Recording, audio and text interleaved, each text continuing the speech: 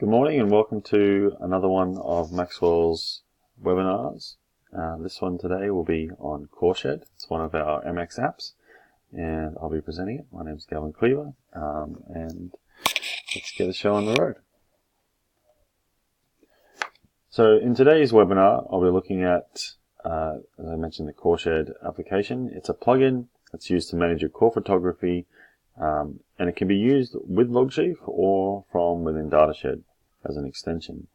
The CoreShed app allows for users to capture and view their core photography data in an organized and retrievable manner whilst viewing the photography against recorded data.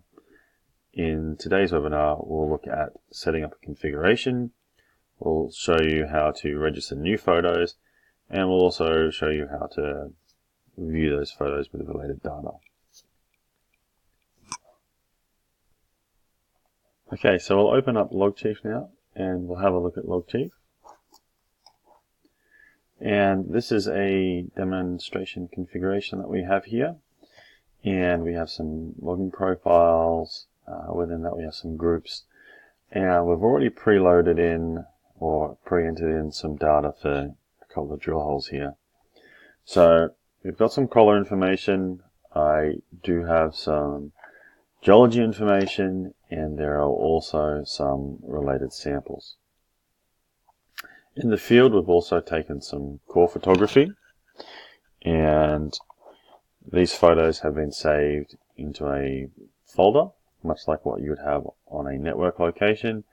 And we have photos here of core trays, and also ones that have been stitched together using another program called Quorum.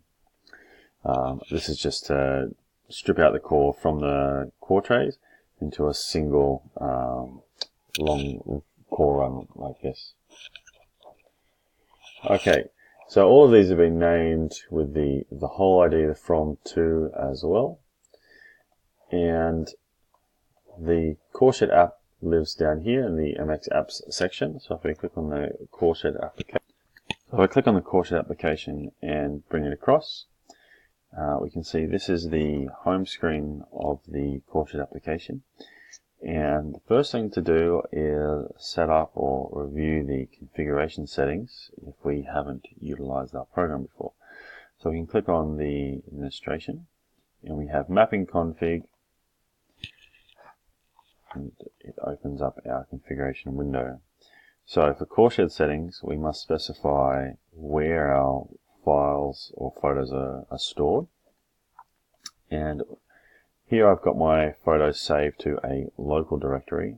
However, depending on your access to a network, you may be saving these to a network directory.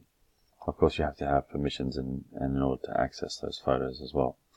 If you're working on a tablet, then this would have to be a local directory. So we can update this. We can click on the cell here and we can change the folder for where those photos are stored. We're using Windows file system, and there's some other parameters there. In the settings here, we can also review our settings for related data tables as well. So I've already set this one up to look at displaying any alteration data, lithologies, minerals, and sample data. If there is data that's logged into Logchief that covers the same intervals that we're looking at, then that related data will be displayed at the same time. So when we get to the core viewer, we'll have a look at that. If we want to add in any additional tables here, we can simply right click and select add, and it will open up a little box here. And we can just scroll down and we can select any of the tables that we have in our database. So for example, if I want to see spec graph, for example, just click add, and the spec data has been recorded. We'll be able to see that related information against the intervals. Once I've done that, right click and hit save, and that will save any adjustments. You can also remove any of the tables as well just by right clicking and then selecting delete, and it will remove it from the list. Just right click again, hit save, and that will confirm the mappings there. In the drop down, there's also interval header column as well. So this is to specify where is our photo information stored in the database, and all our photo information is stored in TBL-DH photo. Okay, so this is a default mapping that's done by CoreShed, and obviously if you have a custom photo table within your database, then you can specify that as the interval header column. There's another tab here called Database Mappings, and we can just review this for tables and for views that we may want to see in our database. So this is primarily for downhole tables, so those with the prefix DH. We can see that we've got alteration there, collars, geology, lithology, mineral, veins, etc. If you have some custom tables, you can also display those in this window here as well.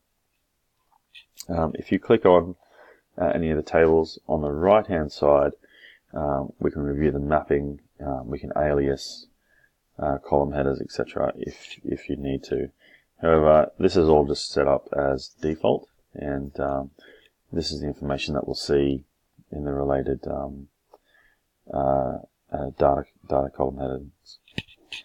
Okay, so if we need to make any changes, we can make those changes here, and then we can save them. So hit save, and then we can hit close, and it'll take us back to the home screen. As mentioned, on the home screen we have the core tracker and the core viewer. So if we click on the core tracker for starters, and I open that up, we have a window here, and there's a bit of a filter at the top. So we must select first of all our data set, and then from there we can select any holes. We can also see here underneath, because I've selected the data set now, these are photos that have already been, or holes that already have photos registered against them. So I can see I've got my LCH10 and LCH11, and if I expand that again, I can see the intervals that have photos registered against them, and within that there may be more than one photo that's actually registered. If I click on the photo name, there's a little preview window, and I can scroll out a little bit, and this will update with the photo imagery as we go along.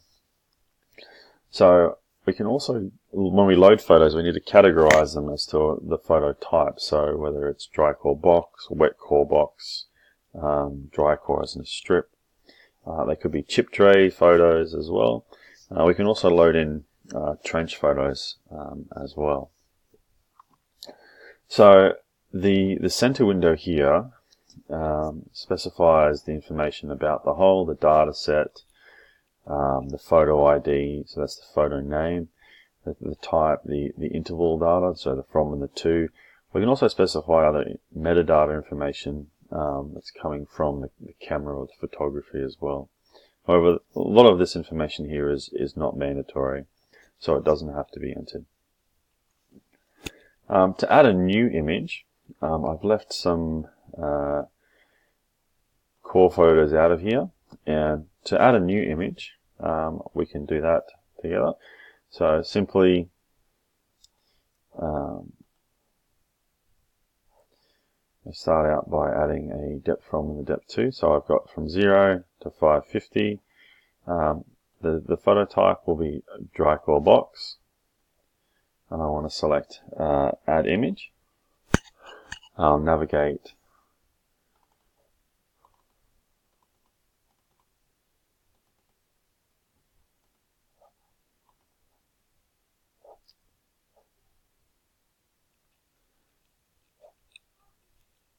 Okay, so I've selected the core photo and hit save, and that will add that record to the database. Okay, and then I can do another one as well. So I've got this interval here, This photo was already added, however I want to add in an additional one. So the next one will be the box photo for this one. I select add image and I'll just grab the next one, open, and get the preview of the photo. The interval is correct. I can hit save.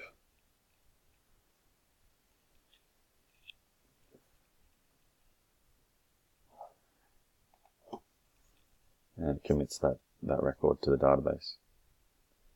Once we've done that, we can recall any of these catalogued photos. We can look at what's been saved. We can look at the information about the photos, the date, etc. if we have that information.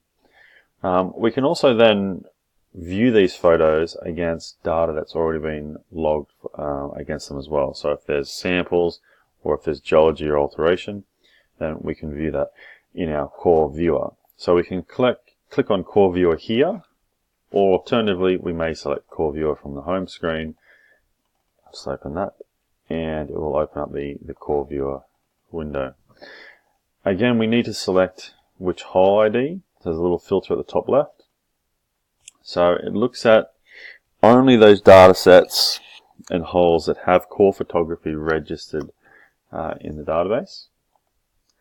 So if I select our hole LCH10, we can see here we've got the different categories or the different types of core photography. So dry core box. Again, there may be wet core, etc. And as we scroll down, we can see where there's intervals of missing core photography or core loss in the red there.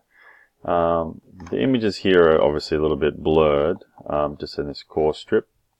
But we can see there's breaks in the intervals, these black lines here. If I click on the interval, so if I right click on the interval, it will display in the center window here, and I can just resize that, the image of the photography there. And then on the right hand side we can see where there's related data. So for this interval here, there's some related samples, and this will be updated automatically as we click through the intervals for review. So there's another depth here. We can see here, so from 21 to 28, I've got those samples that were taken through that interval there, and that data is updated automatically. So this is the dry core box. If I right click and select a different interval on the strip, for example, I can see that photo is updating there. The interval data is also there as well. So it's a very powerful tool if we're looking or reviewing our core photography against our drill logs. And of course we can add in additional related data that we've logged quite quickly.